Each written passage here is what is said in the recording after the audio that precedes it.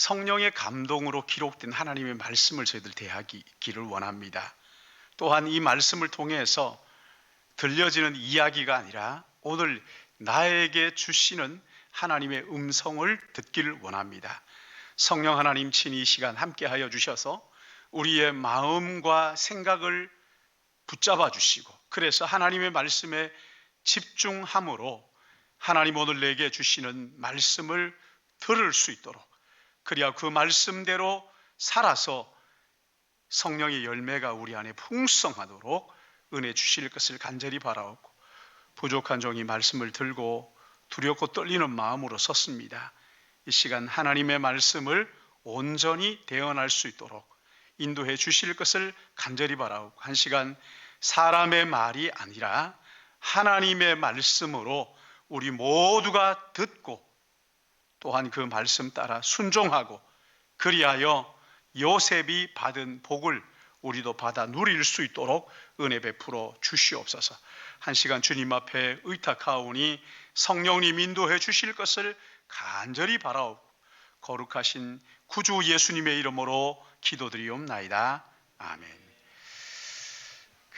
건강한 기업체 하나가 서는 것이 얼마나 중요한지, 그 기업체에 기업체와 함께 사는 가정들, 이 기업체가 먹여 살리는 사람들이 참 많이 있거든요. 우리나라의 그 대표적인 기업인 S전자, 직원들만 보니까 11만 5천 명이래요. 정직원이 11만 5천 명이니까 거기에 부수적으로 딸려있는 가족들이며 협력업체를 생각하면 아마 그 숫자는 어마어마한 것이요. 큰 나무가 그 숲에 수많은 새들이 깃들어 사는 것처럼, 그런 좋은 기업, 큰 기업 아래에서는 수많은 사람들이 거기에 깃들어서 사는 거거든요. 하나님의 구원받은 백성들, 이 교회 그늘 아래, 이 땅의 교회가 그런 큰 나무처럼 세상 모든 사람들에게 축복의 통로가 되고 영원한 생명을 전해주는 통로가 되는 것을 하나님께서 원하시는 거란 말이죠. 하나님이 우리에게 주시는 영생의 축복을 이웃과 함께 나누어 주고, 그리고 그들에게 하늘의 축복의 통로로 살기를 원하는 것이 하나님께서 우리를 향하신 뜻이란 말이에요. 저는 우리 교회가, 우리 교회의 다음 세대가, 우리 자녀들이 이런 큰 나무처럼 다른 사람들을 유익하게 하고 복되게 하고 영생의 삶을 누리게 하는 이런 축복의 통로로 쓰임 받기를 축복합니다. 이런 놀라운 은혜가 우리의 삶에 있기를 바라요. 오늘 여기 본문을 보시면 야곱이 12아들을 불러놓고 마지막 유언 같은 예언 기도를 하고 있어요. 아버지 야곱의 욕심을 따라 구한 것이 아니라 하나님의 뜻을 따라서 하나님의 소원이 들어있는 기도를 자녀들에게 지금 하고 있죠. 먼저 3명의 애들에게 저주에 가까운 죄를 지적하는 그런 기도였지요. 그리고 4번째 유다가 기도를 받으러 갔는데 전혀 뜻하지 않은, 상상하지도 못했던 축복을 받았어요. 형제들의 리더가 될 것이고 그를 통하여 메시아가 오게 될 것이라는 이 놀라운 약속을 받게 되지요. 이어서 스불론과 이사갈, 단, 갓, 아셀, 납달리 이렇게 축복하고 난 다음에 드디어 마지막 요셉의 차례가 옵니다. 물론 요셉 뒤에 이제 베냐민이 있습니다만은 요셉의 차례가 되죠. 그 요셉에게 했던 기도의 핵심이 22절 말씀이죠. 22절 우리 같이 한번 읽어볼까요? 시작. 요셉은 묵성한 가지 곧 샘 곁에 무성한 가지라. 그 가지가 담을 넘었도다. 아멘. 요셉은 무성한 가지, 그리고 그 샘 곁에 무성한 가지라. 그 가지가 담을 넘었다, 이렇게 말합니다. 여기에 열매가 풍성한 나무 가지인데 그 가지가 담을 넘어서 이웃까지도 축복하는 그런 열매 맺는 자가 됐다, 이렇게 말씀하고 있는 것이지. 요셉으로 말미암아 자기의 족속뿐만 아니라 열방이 복을 받았다, 그렇게 말씀하는 거예요. 저는 우리 교회가 이런 교회가 되면 얼마나 좋을까. 우리 교회 자녀들이 요셉처럼 그 가지가 담을 넘어서 자기가 풍요를 누리는 것뿐만 아니라 이웃을 축복하고 열방을 축복하는 이런 교회가 되고, 이런 가정이 되고, 이런 자녀가 된다면 참 얼마나 행복할까. 잠자리에 누워도 행복하고 일어나도 행복하고 얼마나 기쁠까. 그 가지가 담을 넘어 이웃과 열방을 축복하는 교회, 가정, 자녀가 어떻게 가능한 것일까? 여러분, 먼저 여기 요셉이 맺은 열매들을 한번 우리가 생각을 해보자고요. 여기 요셉은 무성한 가지, 이렇게 얘기했는데, 요셉은 무성한 가지라 무슨 말입니까? 요셉은 나무가 아니라는 거예요. 요셉은 나무에 붙어 있는 가지다. 그리고 그가 어디에 있다는 거예요? 나무에 붙어 있을 뿐만 아니라 그 나무가 샘가에 있다. 나무에 붙어 있는 가지인데 이 가지가 샘가에, 이 나무가 샘가에 심기워져 있다, 이렇게 말합니다. 여러분, 가지는요 열매를 결정할 수 없습니다. 자기가 하는 게 아니잖아요. 열매는 나무가 결정하는 거예요. 나무가 어디에 있느냐, 그리고 그 나무가 따라서 열매를 결정하는 거예요. 여러분, 여기 이 말씀은 무슨 의미 있냐면, 이미 유다가 메시아가 오실 것을, 메시아의 조상이 될 것을 축복을 받았잖아요. 그리고 요셉이 무성한 가지의 축복을 받는데, 이것은 메시아가 오셔서 이루어 주실 약속을 지금 요셉에게 하고 있는 거란 말이지. 이 열매를 갈라디아서 5장 22절 23절에는 이렇게 말씀하죠. 오직 성령의 열매는 사랑과 희락과 화평과 오래 참음과 자비와 양선과 충성과 온유와 절제니 이 같은 것을 금지할 법이 없느니라. 예수 오실 메시아 통해서 구원받은 하나님의 백성들이 그의 삶 속에서 예수 그리스도라는 나무에 붙어 있을 때 어떤 열매를 맺게 되느냐를 본문에서 말씀하고 있습니다. 요셉이 예수 그리스도의 나무에 붙어 있는 가지였기에 그의 삶에 성령의 열매가 주렁주렁 열렸다, 그렇게 말하죠. 이 성령의 열매의 핵심이 뭐냐면요, 관계입니다. 관계. 가지가 나무에 붙어 있는 관계를 통해서 열매 맺는 것처럼 성령이 우리 안에서 맺히게 하는 열매의 핵심은 관계란 말이에요. 첫째는 하나님과의 관계. 하나님과의 깨어진 관계가 회복되고 나니까 하나님의 사랑이 내 마음속에 쏟아져 들어오는 거예요.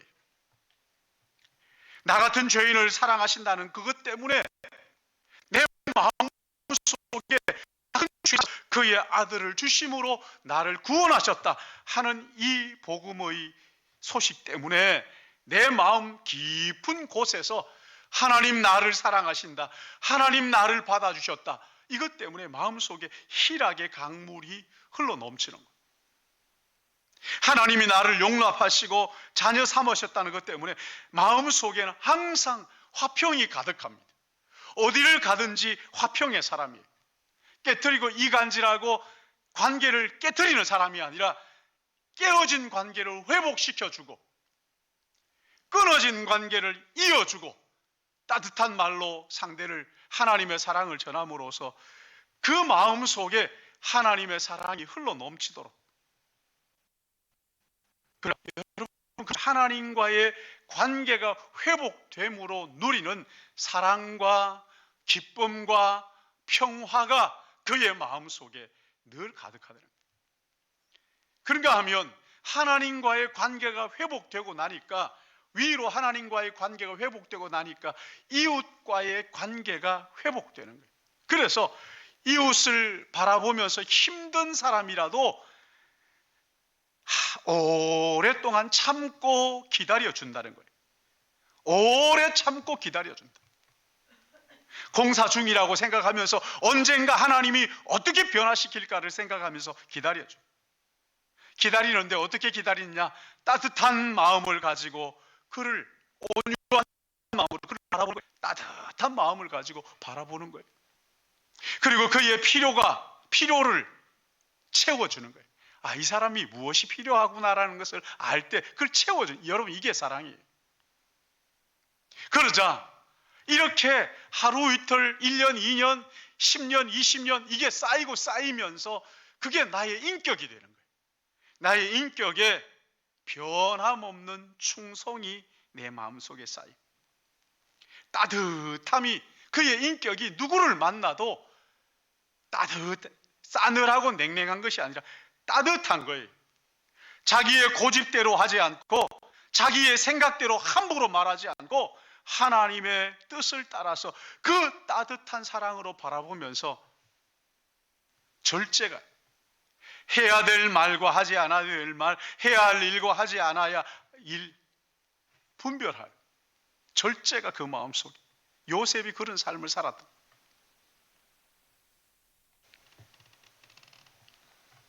이런 성령의 열매가 요셉의 삶 속에, 여러분 요셉의 삶을 쭉 한번 살펴보세요. 풍년 때에 절제할 줄 알잖아요. 인간관계를 바르게 할 줄 알잖아요. 형들을 용서할 줄 알잖아요. 요셉의 삶에 이런 성령 열매가 주렁주렁 맺혔다고 지금 창세기가 기록을 하고 있는 거죠.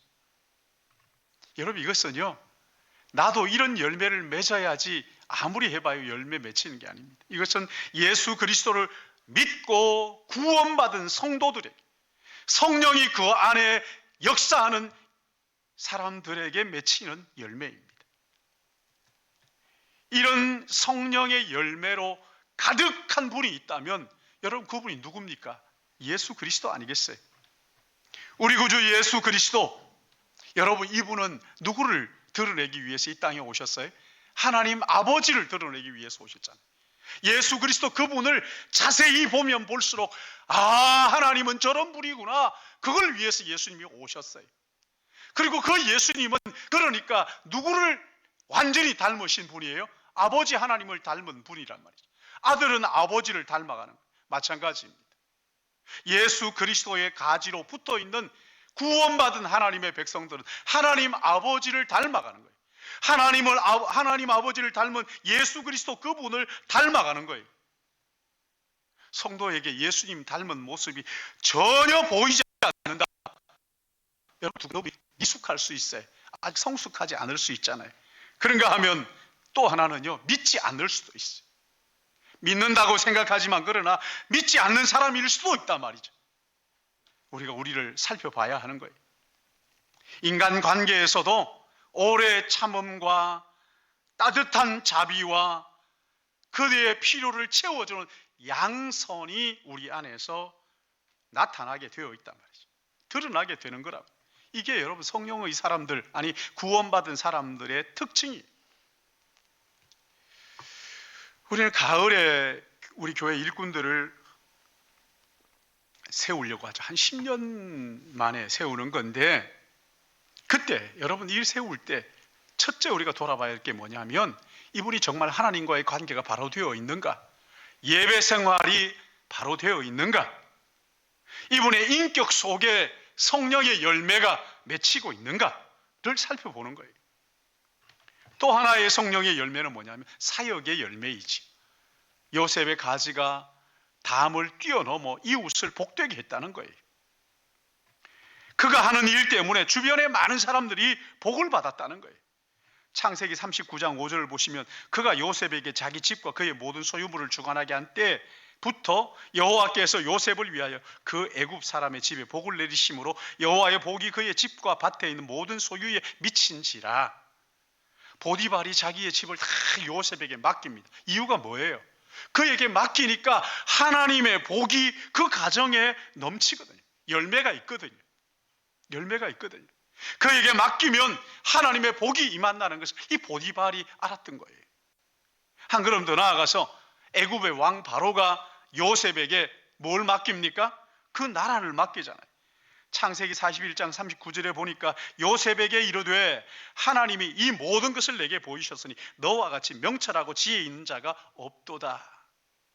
여러분, 여기 요셉에게 명철과 지혜가 있었다 말합니다. 명철과 지혜가 저절로 하늘에서 뚝 떨어지는 게 아니잖아요. 요셉은 부지런히 그 어려운 삶의 과정 속에서 명철과 지혜로 자기를 연단하고 무장하고 훈련하고 있었다는 것이지. 준비하고 있었어요. 창세기 39장 3절에 보면 여호와께서 그의 범사에 형통하게 하심을 보았더라. 범사에 신령을 주셨다는 거예요. 또 하나 이 열매가 여기 23절 24절에 나오죠. 활 쏘는 자가 그를 학대하며 적개심을 가지고 그를 쏘았으나 요셉의 활은 도리어 굳세 그 팔은 힘이 있으니 이는 야곱의 전능자 이스라엘의 반석이신 목자의 손을 힘입음이라. 수많은 원수들이 요셉을 표적으로 삼고 공격을 했다는 거예요. 그때마다 야곱의 전능자 이스라엘의 반석인 목자의 손을 의지하고 견뎠다는 거예요. 하나님을 믿고 의지함으로 원수의 공격에도 이기고 승리할 수 있었다. 이렇게 말합니다. 성령께서 요셉 안에 주렁주렁 맺히게 한 열매, 실력도 있고 또 믿음도 있고 또 그 인격 속에 신실한 성령의 사람으로 빚어져 하나님을 믿고 신뢰하면서도 이 현실의 문제를 도외시하지 않고 최선을 다해서 임하면서 자신의 실력을 갈고 닦고 최선을 다했다는 거죠. 고난 중에서 그가 넘어지지 않았던 이유는 하나님과의 관계가 회복된 인격의 열매가 그 안에 있었기 때문에 그 결과 그 가지가 담을 넘는 축복이 있었다는 거예요. 여러분, 어떻게 이런 일이 가능합니까? 22절에 보면 요셉은 나무가 아니라 가지로 그 나무가 어디에 있었는지를 말씀하죠. 어디에 있었다고 말합니까? 샘 곁에. 여러분, 여기에 메마르지 않는 샘 곁에 붙어 있는 그 샘 곁에 있는 나무의 가지가 요셉이었다 말하죠. 25절에도 보시면 하늘 위로 하늘의 복과 아래로 깊은 샘의 복을 주실 것이며, 여러분, 요셉에게는요 마르지 않는 샘 곁에 있는 나무에 붙어 있었기 때문에 이 가뭄을 모르는 거죠. 사막에서도 마르지 않는 그 샘 곁에 나무에 붙어 있는 가지였기 때문에 가뭄을 모릅니다. 근데 여러분 한번 생각해 보세요. 요셉의 삶에 진짜 가뭄이 있었어요? 없었어요? 가뭄이 정말 없었습니까? 아니죠. 형들로부터 미움을 받아서 애굽의 노예로 팔려가는 가뭄이 있었죠. 보디발의 집에서 억울한 누명을 쓰고 3년 동안 옥에 갇히는 가뭄이 있었잖아요. 술 맡은 관원이 자기를 잊어버리는 그런 가뭄이 있었잖아요. 그러나 그 속에서도 메마르지 않고 푸르름을 유지할 수 있었던 것이 무엇이냐? 마르지 않는 샘 곁에 있는 나무의 가지였기 때문에 그랬다. 여러분, 그럼 이 샘이 뭘까요? 이 샘이 도대체 뭘까요? 요셉에게 있어서 이 샘은 하나님의 약속이었어요. 하나님의 말씀이죠. 어느 날 요셉이 꿈을 꾸게 하셨어요. 형들의 곡식단이 자기의 곡식단의 절함이었어요. 여러분, 이 꿈은 자기가 만든 야망이 아닙니다. 나는 앞으로 이렇게 될 거야. 자기 암시해가지고 자기 도취되는 그런 게 아니에요. 하나님이 주시는, 자기에게 주신 계시였어요. 요셉이 흔들릴 때마다 이 하나님의 계시의 말씀, 그를 붙잡아 주셨다는 거예요. 시편 105편 18절 말씀을 보시면, 그의 발은 착고에 차고 그의 몸은 쇠사슬에 매였으니 곧 여호와의 말씀이 응할 때까지라. 그의 말씀이 그를 단련하였도다. 요셉이 옥에 갇혔을 때 하나님의 말씀이 그를 붙잡아 주시고 그를 단련시켰다는 거예요. 이 약속의 말씀을 붙들고 그 어려운 고난의 순간을 견뎠다, 이렇게 말합니다. 하나님의 말씀을, 여러분, 이것을 시편 1편 3절은 이렇게 말하죠. 그는 시냇가에 심은 나무가 철을 따라 열매를 맺으며 여기 마르지 아니 같으니 그가 하는 모든 일이 형통하리로다. 여러분, 이게 요셉에게 주신 복이에요. 하나님의 말씀을, 시냇가에 심은 나무가 철을 따라 열매를 맺으며 잎사귀가 마르지 않음 같으니 형통한 이 축복이 하나님의 말씀의 샘가에 있었기 때문에 가능했다. 2절이 그렇게 말씀하시잖아요. 오직 여호와의 율법을 즐거워하여 그 율법을 주야로 묵상하는 도다. 발은 착고에 차여가 자유가 없어요. 몸은 쇠사슬에 매여 있어요. 그러나 그가 메마르지 않는 그 영혼의 푸르름을 유지할 수 있었던 비결은 여호와의 말씀을 그 감옥에서도 묵상했기 때문에 이렇게 말합니다. 여러분, 말씀을 묵상한다. 이 묵상이 도대체 뭡니까? 구체적으로 어떻게 하는 거예요? 묵상은요, 하나님의 말씀을 입에다 담고 중얼거리는 거예요. 흥얼거리는 거예요. 이번에 서북 지역 목회자 모임인가 거기에 갔더니만 이제 방들을 쭉 이렇게 나누어 주는데 각자가 이제 2사람씩 방을 쓰도록 하는 거예요. 그 제가 가서 샤워를 하고 이렇게 나오니까 다른 목사님도 가서 이제 샤워를 하는데, 샤워를 하는 동안에 시끄러운 거예요. 뭔 소리를 하나? 주여, 주여, 불쌍히 여겨 주옵소서. 막 그냥 샤워를 하면서 그냥 하지, 그냥 찬송을 하고 기도를 하고 난리가 난 거예요. 그래서 내가 나와서 그랬어요. 뭐 했어요 거기에서? 아이 노래했죠. 아이 주여 살려주옵소서, 그게 뭐냐고. 여러분, 이게 묵상이에요. 묵상. 읊조리는 거예요. 주여 불쌍히 여겨 주옵소서. 하루도 5분도 하나님을 잊어버리지 않게 하옵소서. 말씀을 마음에 담고 깊이 생각하고 또 생각하고 묵상하고 또 묵상하는 거예요. 입에 담고 중얼거리는 거예요. 여러분, 그때 성령께서 말씀을 깨닫게 해주시는 때가 있어요. 이 말씀이 마음에 와닿고 내가 얼마나 하나님 앞에 죄인인가를 깨닫게 하실 때도 있고, 내가 하는 이 일이 얼마나 하나님을 기쁘게 하는 일이 아닌 것을 깨달아 알게 하시고, 그래서 이 말씀이 고난을 이기는 능력이 되었다 하는 거예요. 여러분, 그 말씀의 나무에 붙어 있는 이게 묵상이라고요. 그 많은 고난 중에도 시들지 않고 영적 푸르름을 유지할 수 있을 뿐만 아니라 가지가 담을 넘어서 이웃을 축복하는 삶이 어떻게 가능한가? 하나님의 말씀을 묵상하는 여기에서 가능하다는 거예요. 사랑하는 여러분, 하나님 말씀을 읽고 듣는 이거 가벼운 거 아닙니다. 샘가의 나무에 붙어 있는 여러분이 이해하는 거라고. 우리를 영적으로 자라게 하고 생명을 얻게 하고 풍성한 생명을 누리고 나누도록 하는 거란 말이에요. 그러므로 여러분, 말씀 있는 자리로 나가야 됩니다. 새벽 기도회, 수요 기도회, 여러분 할 수만 있으면 나오셔서 참여하시고 같이 기도하셔야 돼요. 작게 생각하면 안 됩니다. 그 자리에서, 기도의 자리에서, 말씀의 자리에서 말씀을 듣는 가운데 하나님 깨닫게 하시는 거예요. 아, 내가 이게 잘못했구나. 하나님 회개하라고 하시는구나. 추석 명절이 지난 다음에 16일 금요일입니까? 그때 지난번 은평교회에서 했던 것처럼 그 삼덕교회에서 우리가 같이 또 새 교회가 함께 모여가지고 기도회를 하기로 했어요. 그때 헌금했던 걸 갖다가 섬에 있는 이정환 선교사님 갖다 드리겠다고 했는데 이번에 헌금이 너무 많이 나왔다 그러더라고요. 그래서 저도 깜짝 놀랐어요.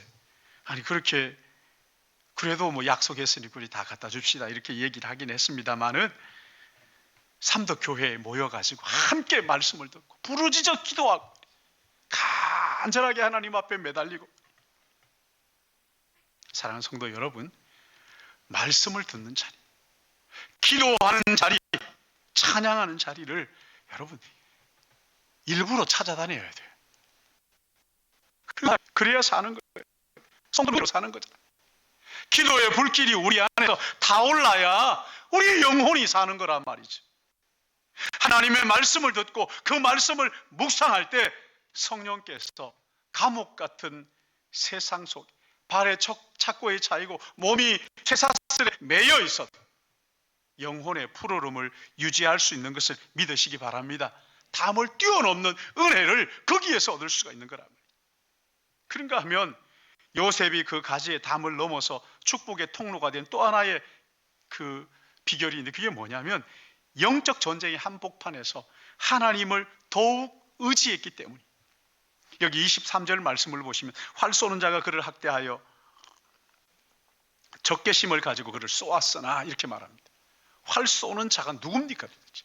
아니 누가 그에게 학대하고 적개심을 가지고 쏘았습니까? 그러니까 요셉의 약점을 너무나 잘 아는, 그리고 정확하게 그 약점을 보고 달려드는 거예요. 기가 막힌. 성경 그를 누구라고 말하냐면 사마귀라고 말한다고 그러더라고요. 사마귀가 뭐냐? 사탄, 마귀, 귀신. 그래서 사마귀, 사탄, 마귀, 귀신. 형들은 형들을 미워해서 애굽에 파는 이것은 그 배후 위에 누가 있어요? 사마귀가 있다는 거예요. 사탄, 마귀, 귀신이 있다는 거예요. 보디발의 아내가 요셉을 유혹하는 거기에 그 뒤에 배후 위에 마귀가 있다는 거예요. 사탄이 있다는 거예요. 이 성도의 삶을 영적 전쟁이라 그러잖아요. 우리를 대적하는 원수가요 어리석지 않습니다. 우리의 약점이 무엇인지를 정확하게 꿰뚫어 알고 우리를 공격한단 말이죠. 그래서 에베소서 6장 12절에 이렇게 말씀하죠. 우리의 씨름은 혈과 육을 상대하는 것이 아니요 통치자들과 권세자들과 이 어두운 세상 주관자들과 하늘에 있는 악한 영들을 상대함이라. 우리가 만나는 수많은 인간관계 속에도 이 마귀가, 사탄이 역사할 수 있다 말하는 거예요. 사탄은 언제든지 어떤 관계 속에서든지 역사할 수 있어요. 목사에게도, 권사에게도, 장로에게도, 누구에게든지, 가까이 있는 사람에게도 멀리 있는 사람, 정말 내가 아끼고 사랑하는 사람이라도 언제든지 마귀 노릇할 수 있다는 것을 베드로를 통해서 예수님이 말씀하셨잖아요. 사탄아 내 뒤로 물러가라. 사탄아 내 뒤로 물러가라. 예수님 베드로에게 그렇게 말씀하셨잖아요. 사랑하는 수제자에게 말이에요. 마귀는요 참 교묘합니다. 요셉의 형들 사이에서 마귀가 역사하잖아요. 보디발 집에서 사탄이 역사하잖아요.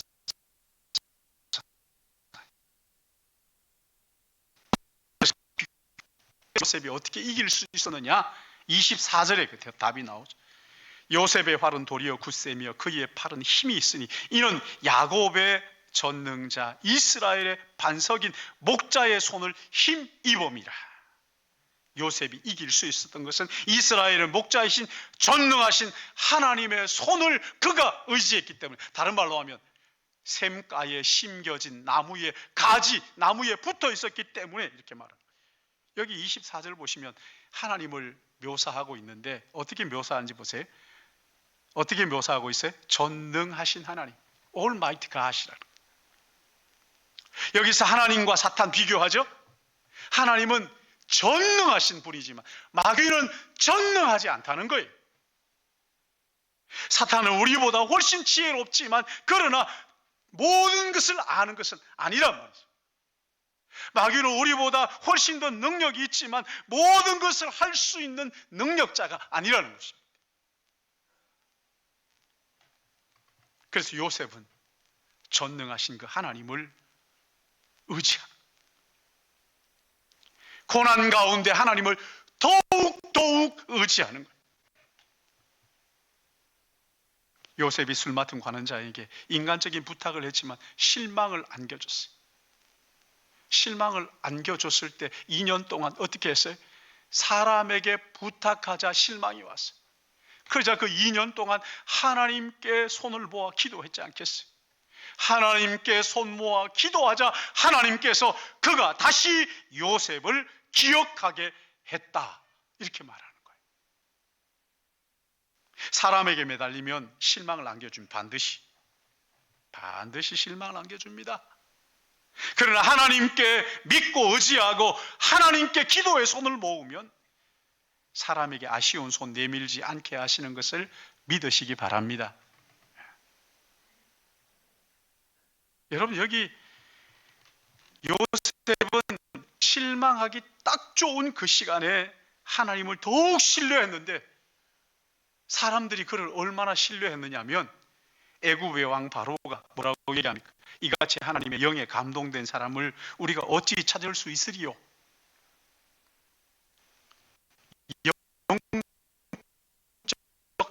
영적 전쟁이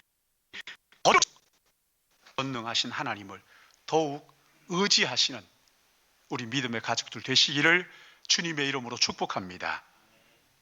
결국 사탄의 저주가 은혜로 바뀌는 역설적인 하나님의 은혜가 임하는 때가 있어요. 그래서 이 구약 교회가 더 든든히 세워지는 거예요. 마지막으로 한 가지 더 있죠. 요셉이 어떻게 그의 가지가 담을 띄우는 축복의 통로가 되었을까? 그거는 어떤 어려움 중에서도 이 감사와 찬양을 잊지 않았어요. 여기에 어떻게 감사와 찬양이 나오느냐? 24절 말씀을 보시면 여러분, 여기 하나님을 표현하는데 야곱의 전능자, 이스라엘의 반석인 목자 이렇게 말합니다. 반석, 하나님은 반석이십니다. 여러분, 이것은 하나님의 그 속성을 나타내는 것은 아니에요. 하나님은 사랑입니다. 맞습니다. 그러나 하나님은 반석입니다. 하나님은 우리가 하나님을 표현할 때 하는 말이죠. 저도 기도하면서 자주 그렇게 말합니다. 하나님, 나의 반석이십니다. 나의 산성이십니다. 원수 마귀가 공격할 때 내가 피할 바위이십니다. 나를 감추어 내가 숨을 요새이십니다. 여러분, 이게 뭡니까? 하나님을 찬양하는 거죠. 감사하는 거죠. 하나님 앞에 감사의 고백을 하는 거예요. 하나님의 은혜를 생각하고 하나님은 나의 반석이십니다. 이 어려운 삶 속에서 나를 든든하게 붙잡아 주시는 반석이십니다. 하나님을 생각하고 그 은혜를 생각하고 감사하며 고백하는 거예요. 요셉은 어려운 일을 만날 때마다 하나님을 찬양하고 감사하라는 거예요. 문제 가운데서 하나님을 찬양하고 해결되면 해결해 주신 하나님께 감사하고 고백하고 결국 그의 가지가 담을 넘어 이웃을 축복하는 열매 맺는 삶을 살았다. 여러분, 여기 감사의 고백, 이걸 뭐라 그럽니까? 찬양이라고 말하잖아요. 여러분, 찬양이 뭐예요? 우리의 믿음의 고백이란 말이죠. 여러분, 심리학에서 자기 암시라는 거 있잖아요. 거울을 보고 아침마다 하루에 20번만 나는 할 수 있다, 나는 할 수 있다. 그러면 마음속에 용기가 생긴다는 거 아닙니까? 그리고 진짜 할 수 있을 것처럼 느껴진다는 거예요. 자신감이 생긴다는 거예요. 근데 우리는 그런 거 아니잖아요. 그 우리와 함께 하시는 그 하나님, 우리와 함께 하심을 믿고 그 하나님을 인정하고 그 하나님을 찬송하며 하나님을 선포하는 거예요. 여러분, 그렇다면 이 성도의 삶에 어떤 일이 일어나겠느냐고. 심리학에서도 자기 암시만 해도 이렇게 자신감이 생긴다고 한다면 전능하신 하나님이 나와 함께 하심을 믿고 선포한다면 우리 안에 놀라운 일이 생기지 않을 이유가 어디 있겠느냐는 거예요. 전능하신 하나님을 선포하는 거예요. 찬양하는 거예요. 감사하는 거예요. 믿고 선포하면 하나님께서 우리에게 그렇게 이루어 주시는 때가 있는 것을 믿으시기 바랍니다. 그럼 우리는요, 어떤 상황에서 나를 변함없이 사랑하시는 그 하나님의 사랑을 믿고 찬양하고 고백하고 선포해야 하는 거예요. 하나님 우리에게 가장 적당한 것을 가장 적당한 때에 가장 필요할 때 반드시 나에게 주신다는 약속을 믿고 그 믿음으로 고백하고 선포하는 거란 말이죠. 우리 자녀들이 요셉처럼 그 가지가 담을 뛰어넘어 이웃을 축복하는 사람이 될 것을 믿고 선포하는 거예요. 내가 지금 눈으로 볼 때 도저히 안 될 것 같아요. 내가 하는 일이 아니잖아요. 요셉이 가지가 자기가 담을 넘는 게 아니거든요. 나무가 결정하는 거예요. 나무가. 그러니까 그 나무를 의지하고 믿고 의지하고 선포하는 거죠. 감사하고 찬양하고 축복하고 우리 자녀가 지금은 올리는 것 하나님께서 반드시 이를 통하여 이웃을 축복하는 축복의 통로가 될 줄로 믿습니다. 축복하는 거죠. 여러분 이런 일들이 어떻게 가능했다고요? 원수 마귀가 하나님의 아들 구주 예수 그리스도를 십자가에 못 박았잖아요. 세상은 예수 그리스도가 십자가에서 실패했다고 말하고 있어요. 마귀도 그렇게 승리한 줄 알았어요. 십자가에 못 박고 무덤에 집어넣고 문을 닫았을 3일이 지났을 때 하나님께서 그를 다시 상상할 수 없는 놀라운 반전이 일어나는 거잖아요. 죽음을 이기고 다시 살아나신 예수 그리스도. 이 사건으로 여러분 하나님의 의가 이루어졌습니다. 이 사건으로 발목에 온 몸에 쇠사슬에 매여 있던 영혼들이 죄와 사망의 그늘에서 해방되는 진정한 자유를 누리게 되었던 거예요. 원수 마귀의 머리가 박살이 나고 그래서 하나님의 나라가 이 땅에 견고하게 세워지는 놀라운 역사가 일어나게 되었던 것이죠. 예수 그리스도의 십자가로 말미암아 우리의 죄를 영원한 사망에서 해방시켜 주신 하나님의 아들, 그분이 우리를 구원하신 구세주이시고 우리를 사랑하신 구세주이시기, 그분을 선포하는 것. 예수 그리스도 나의, 여러분 그분을 찬양하는 것은 결코 헛되지 믿으시기 바랍니다. 여러분의 입에서 이 세상 돌아가는 이야기 가지고 머리를 싸매고 골치 아프다 할 게 아니라 하나님을 찬양하십시오. 지금 무슨 태풍이 와가지고 난리가 났다 그러는데 하나님 아버지 이 태풍이 물러가게 하시고 아니라 돌아가면 어디를 가서 쳐야 됩니까? 저 일본을 날려버려야 됩니까? 아니잖아요. 하나님 아버지 이 고난 가운데서도 마르지 않는 샘가에 심기한 나무의 가지처럼 하나님의 꿈을 가지고 이 고난을 이기고 견디고 승리하게 하여 주옵소서. 우리 기도가 되죠. 그러기에 사랑하는 여러분, 우리는 요셉처럼 성령이 우리 안에서 열매가 풍성한 삶을 살도록 인도하실 것을 믿고 꿈꾸고 선포하시기 바랍니다. 찬양하시길 바랍니다. 우리의 자녀들이 하나님의 자녀가 되어서 믿음의 사람으로 이 땅을 축복하는 자로 축복의 통로가 될 것을 믿고 찬양하고 선포하시길 바랍니다. 우리 교회가 이 땅에 기여할 수 있는 최고의 선물이 뭡니까?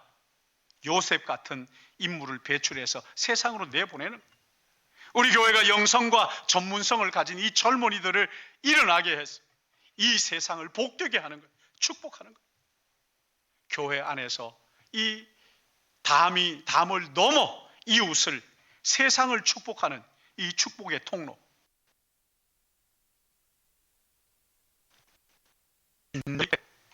가지가 담을 넘어 이웃을 복되게 하는 놀라운 역사가 우리 교회 가운데, 여러분의 삶 가운데 넘치게 될 줄로 믿습니다. 아멘. 기도하겠습니다.